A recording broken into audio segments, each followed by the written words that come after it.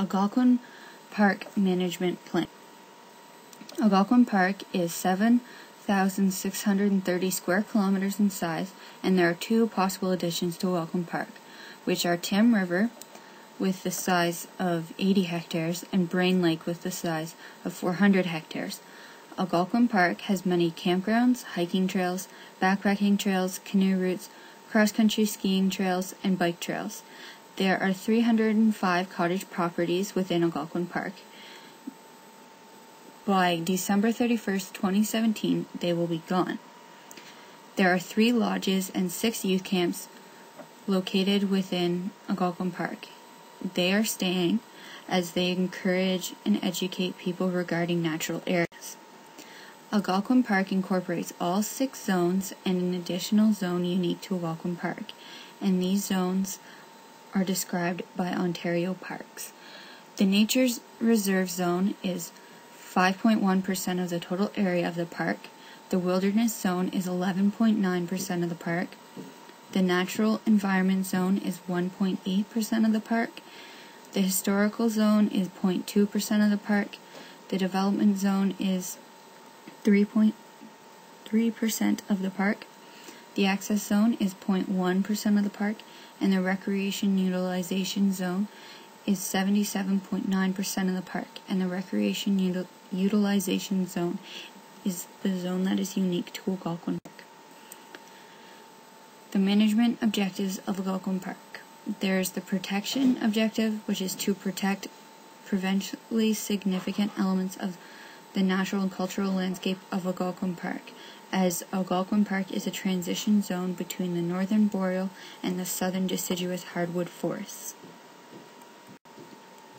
The recreation objective is to provide outdoor recreation opportunities ranging from high-intensity day use to low-intensity wilderness experiences. For car campgrounds, there is room for improvements, however, it's only at periphery sites. Backpacking trails are sufficient as they are right now, with the amount of visitors going on the backpacking trails. There is room for the development of new backpacking trails if the opportunities come. However, the existing trails are meeting the demand.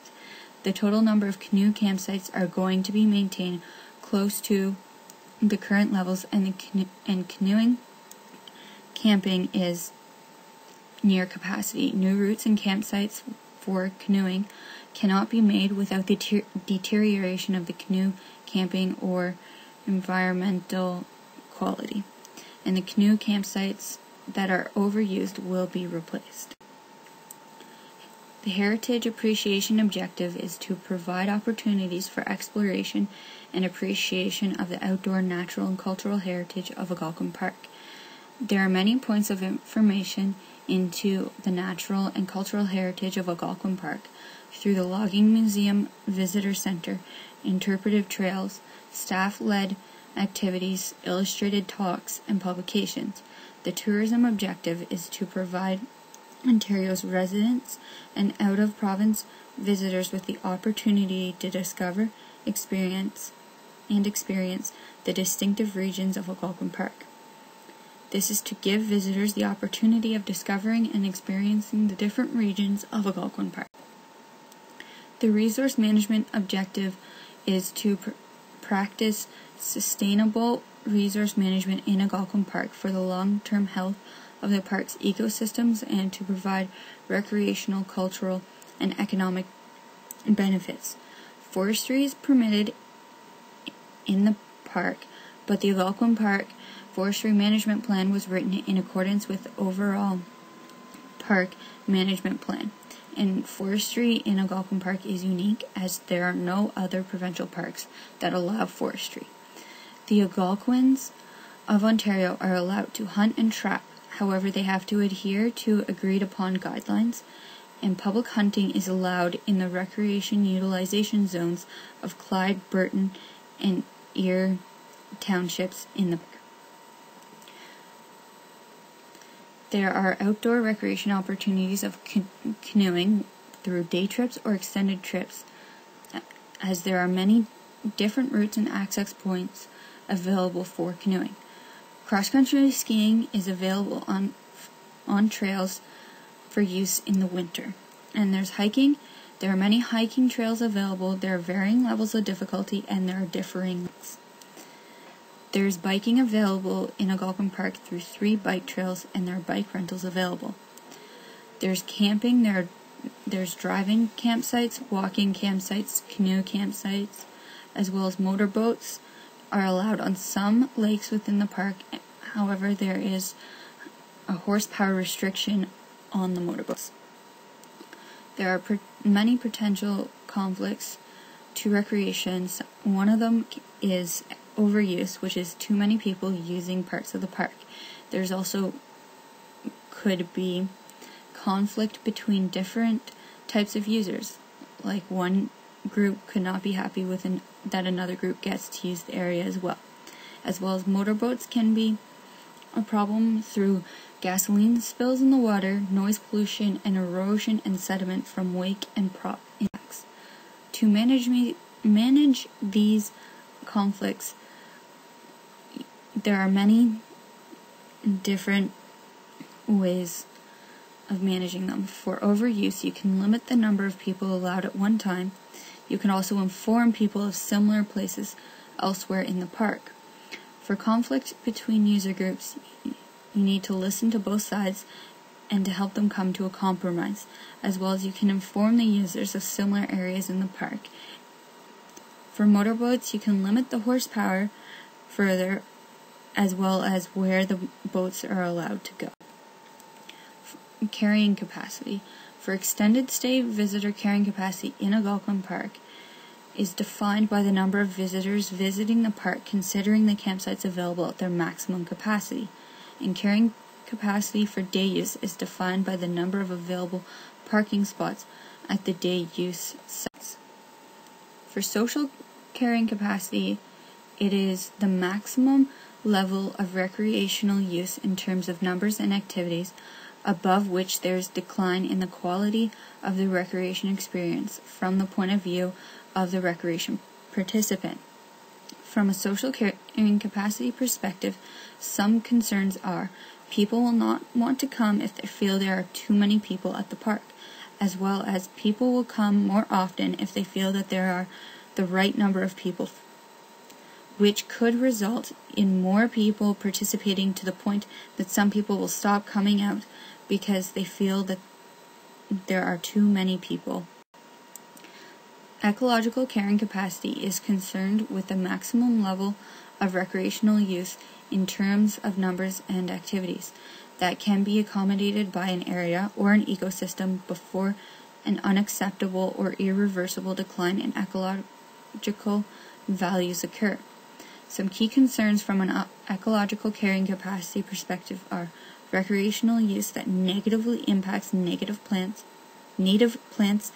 and animal communities, as well as how the recreational activity affects the surrounding area. Some direct impacts are that plants will be destroyed and or have a difficult time growing. Animal habitat will be destroyed and food for animals will be destroyed. Some indirect impacts are animals will die because there's not enough food, as well as plant species will not survive because they will not have time to replenish, as well as increased pollution from car and truck traffic from people traveling to the park. A synergistic impact is the large amount of people going interior camping through canoe trips are having a large impact on the environment due to the sheer number of people. Some management procedures are with visitors visiting the interior either through backpacking or canoeing, making sure that they know to stay on the trails and only camp in designated campsites so that others can continue to enjoy the interior, because if a visitor does not camp on a designated campsite in the interior, they will be destroying habitat, as well as making sure that there is adequate signage for car campers regarding the disposing of waste properly, because there will be less garbage to clean up, so money that would be used to clean up garbage can be allocated elsewhere. If there are wildlife sightings like bear sightings in the area of car campgrounds, make sure that visitors know and are informed of the ways to be safe around the wildlife so that wildlife and visitors can coexist together with minimal impact on the visitor or the wildlife, as well as making sure that trails are visible and monitor the trails that are traveled the most for any indicators of overuse, because if there are indicators of overuse, there should be a decision as to what to do about it on the trail through either making a new trail or eliminating the use on the current trail, as well as listening to feedback of visitors and implement applicable ideas and suggestions so that visitors can enjoy their time, as well as to collect information needed so that visitors' objectives can be fulfilled.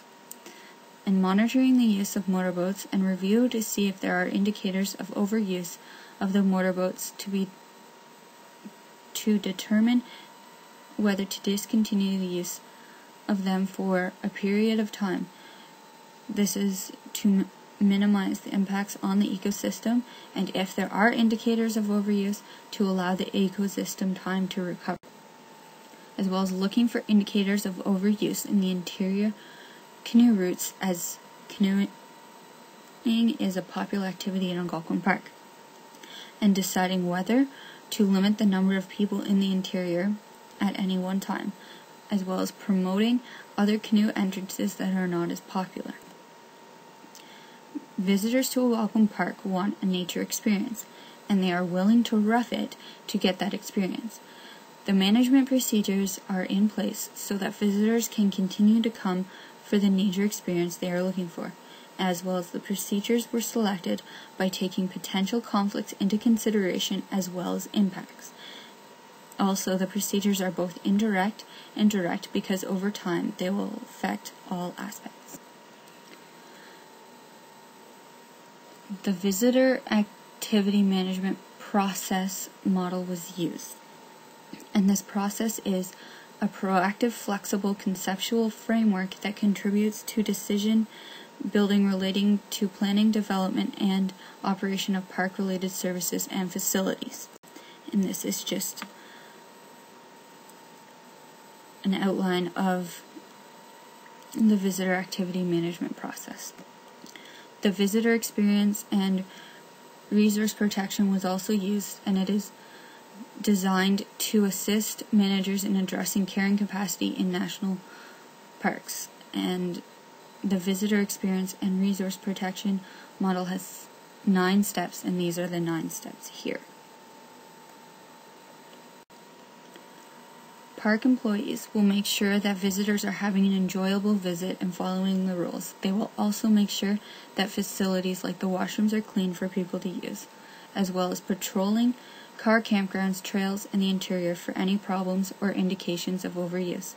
On the back of permits, there will be feedback forms if visitors want to fill them out, as well as there will be suggestion boxes at all campground offices and gates, as well as talking to visitors to see if they have any suggestions, and there will be online feedback forms, and there will be random interviews. The public involvement is very important because they are the ones that are using the park and could have some good suggestions as well. Also, to facilitate public involvement is by always being willing to listen and have opportunities for the public to give feedback through suggestion boxes and the use of their permits, and having online feedback forms. If there is enough feedback about a particular area, then there should be something done about if it needs improvement, as well as figuring out ways to improve high traffic areas so that everybody can enjoy the park. So in conclusion, minimal impact on the environment is important so that future visitors can have the same experience. Algonquin Park is mainly about experiencing nature. If it were to change, not very many more visitors will want to come. If the way Algonquin Park looks were to change drastically, visitors will not get the same experience out of it. And these are my references.